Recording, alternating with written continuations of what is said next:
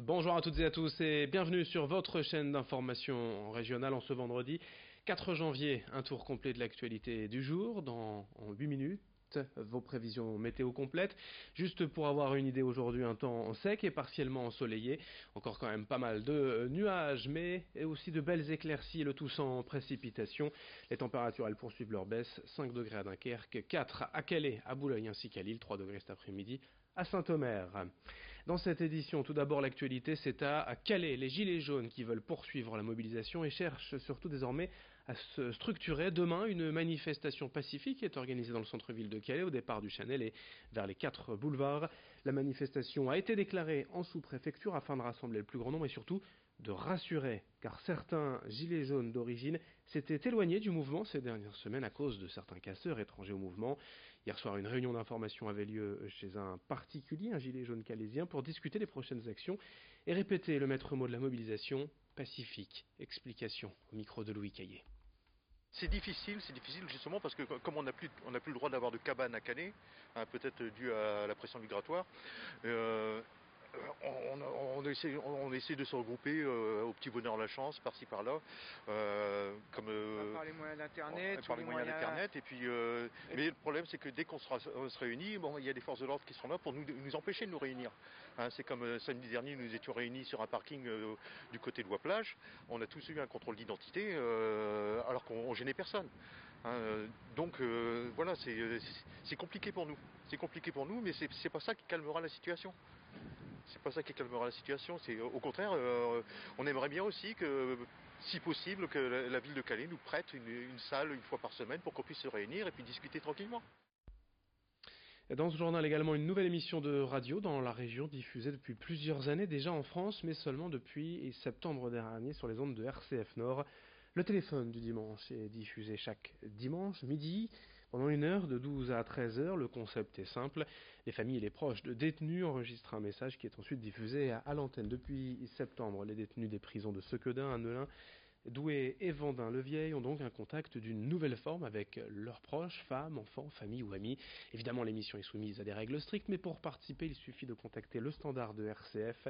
Explication quant au retour déjà positif, que ce soit des détenus ou des familles, au micro de Vincent Vieillard. Ils ont déjà le parloir, ils ont aussi de plus en plus accès au téléphone parfois, mais ce lieu de l'émission de radio est un lieu plus chaleureux, où ils se rendent compte aussi qu'ils sont plusieurs à être dans le même cas, donc il y a une question de solidarité, on entend tous les messages. C'est une émission nationale, donc on entend aussi les familles de partout en France laisser des messages à leurs détenus. Du coup, les retours sont très bons dans le sens où ça favorise, à notre sens, ça favorise le lien social et ça permet peut-être de lutter contre des dérives possibles en prison. Je pense à la radicalisation, je pense à la dépression, le suicide, etc. Et ben, cette émission de radio a pour but de rendre les choses un peu plus humaines et plus belles. En bref, également dans cette édition, la grève à Décabus la semaine prochaine. Hier, Force ouvrière a déposé un préavis de grève illimité prenant effet mercredi 9 janvier, la semaine prochaine. Donc, le syndicat dénonce des conditions de travail difficiles depuis la mise en place du nouveau réseau de bus. On en reparlera bien évidemment d'ici là. Dans ce journal et également en cette première semaine de l'année 2019, une question importante et une tentative de réponse grâce à une voyante. Idil Gunay est allée interroger Philomène, installée dans la métropole lilloise à la Madeleine, spécialiste de la numérologie. Que nous réserve l'année 2019? Réponse en images. La France est une année vraiment où elle va devoir rebondir sur beaucoup de choses. Il va falloir qu'elle soit un peu plus souple parce qu'elle est figée, et de plus, c'est une année où elle doit faire très très attention. Pour Martine Aubry, cette année qui s'annonce, il faudra qu'elle fasse attention à elle. Et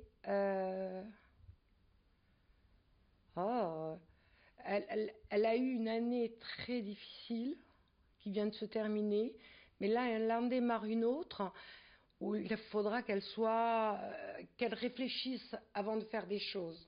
Parce que sinon, elle aura des pots de banane ou d'elle-même, bien sûr, elle en a toujours des pots de banane, mais d'elle-même, la vie est là qui la rappelle à l'ordre. Pour Xavier Bertrand, c'est un monsieur qui devrait réussir sa vie professionnelle. d'accord? Il devrait la réussir. Mais il doit être très prudent cette année, parce que cette année, s'il a des choses nouvelles, il faudra qu'il construise, sinon ça va lui revenir à la figure. Mais alors en boomerang, qu'il prenne du recul, qu'il réfléchisse.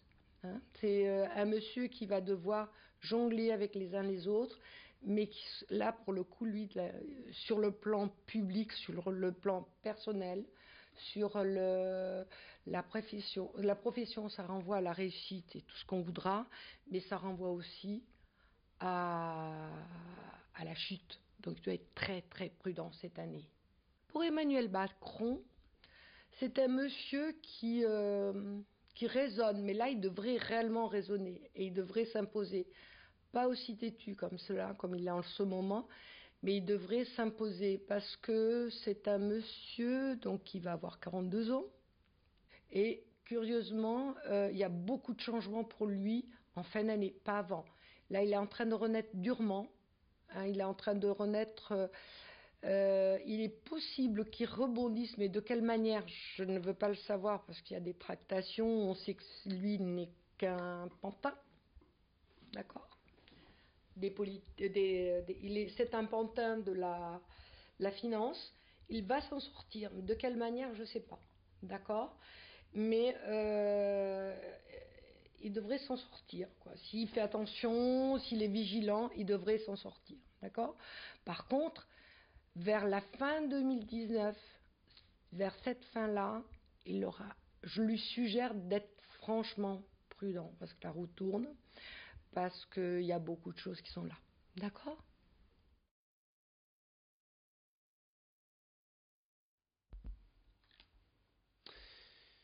Juste un petit mot de football aussi pour conclure ce journal. Dans l'actualité du week-end, le retour du sport bien sûr. Les 32e de finale de la Coupe de France ce week-end pour les clubs de la région. Demain, Croix reçoit Raon-l'Étape. Valenciennes se déplace à Amiens. Gravelines accueille Villefranche-Beaujolais. Dimanche après-midi, Lens jouera à Reims. Et lundi soir, le LOSC accueillera Sochaux. Voilà pour ce journal. Voilà pour l'actualité régionale. Dans un instant, vos prévisions météo complètes et d'autres infos à suivre.